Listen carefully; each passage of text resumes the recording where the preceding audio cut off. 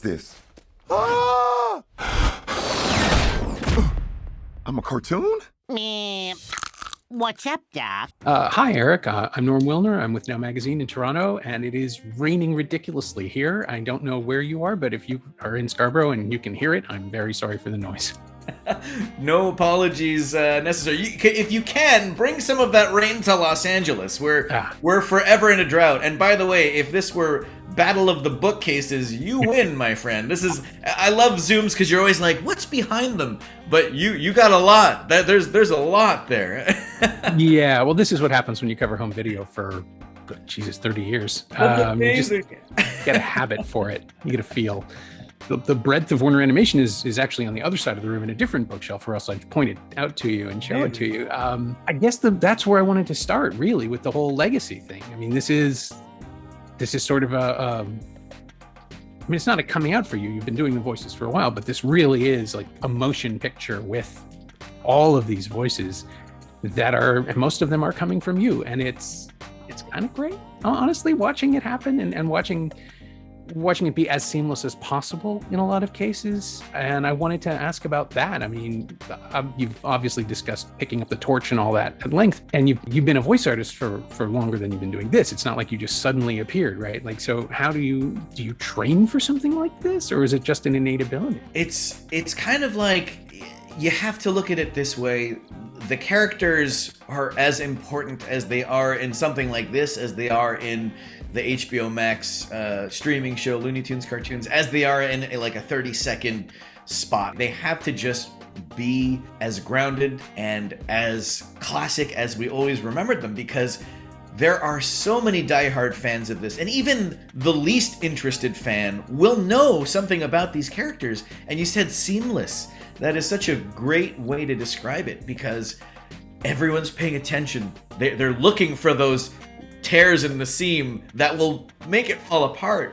But we have, and you will see if you've seen the film already, you will know that it comes from a place and from people that really care about these characters.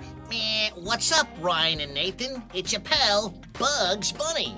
Now, while you're at home, always listen to your parents and be sure to wash your hands like you was washing 10 carrots. Ain't I a stinker? I noticed, though, the video, the COVID video you posted from Bugs on your pinned tweet. You're doing these hand gestures that are really specific, and I was just wondering if that's a tick that you've developed for each of the characters. Do you perform differently in the booth when you're doing Daffy or someone, or Marvin or someone else? Yeah, pretty good question, because there's some things that you do, like even now, you know, even in conversation that you do probably with your friends or family that you don't even notice that you're doing. There's something that I do in the booth, and coincidentally I have one right here, and that is a pencil. If you've ever seen me sometimes behind the microphone or behind like the music stand with the script, you'll see that I always kind of have to hold a pencil when I perform. It's kind of this weird thing, you know, but it's different in every studio. There are some studios where like I was kind of enclosed in a smaller booth, and there was kind of like a wall that I could kind of like lean on. And, you know, when you're doing Bugs, that famous pose of him leaning against the tree with the carrot, it kind of helps. There's some physicality that is involved with voiceover that it's funny that you mention it, that not a lot of people will pick up on or notice. But as far as performers are concerned, it helps. Whatever weird or not so weird, you know, gesture or kind of like nervous tick, you know, will help you get through that performance. Just do it. I'm fascinated by voice recording because you are required to do so much with just one instrument, with one part of you, and the rest of the stuff we don't see. Jay Baruchel told a story about having to find Hiccup's character for one line of dialogue with re-recording.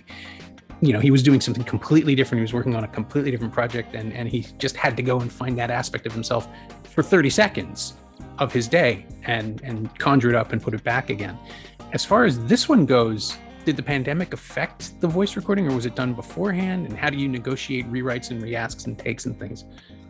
Well, first of all, Jay Baruchel, what a guy, right? I mean, he has him, Seth Rogen, they both have voices with character. You know, Seth Rogen lives down here. And, you know, Jay Baruchel kind of is in this area right here. And it's kind of like they have to go back, like for any voiceover artist, whether they're doing a voice or not, like putting on a voice, they still have to go back, like you said, to that moment, that character, because they're playing a character. They're both very talented actors, aside from having these wonderful, natural sounding voices.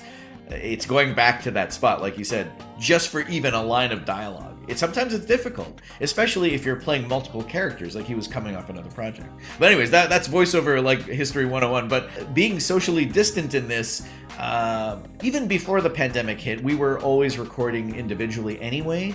But being able to record from home, my only worry is that you don't hear my neighbor's dog barking or the lawnmowers. So if you do, I will pay for your month subscription of whatever streaming service you're watching it on, and my apology. I think there were only like a handful of retakes that I needed to do, but other than that, the engineers, the audio engineers, God bless them, their wizardry, they made it all sound like we were together. Yeah, I mean, it's amazing what is possible now, just in terms of technology and everything that goes into a project this big, like this massive. Is there, and before we go, because we're running out of time, was there one line or one reading or one moment that you are proudest of? Is there something that you just felt you absolutely nailed? The line for the bathroom's gonna be insane. It's that Daffy Duck commenting on, the obvious but not so obvious, his unhinged personality. I love Daffy. He's definitely a big surprise for me in all of the Looney Tunes that I've ever been able to perform. I never knew that I could do Daffy, and he's definitely one of my favorite characters of all time. Mine too. It's the underdog nature. The fact that he's his own worst enemy, right? And the frantic. Actually, I was going to ask, does that become more frantic when you're doing Daffy in a small booth? Is it endangered? It's kind of at home. You kind of just feel claustrophobic. Everything's closing in on me. It kind of lends itself. Well, I appreciate this, the time you've taken, and I wish we had a lot more, but thanks for this, and yeah, best of luck with the film and everything else.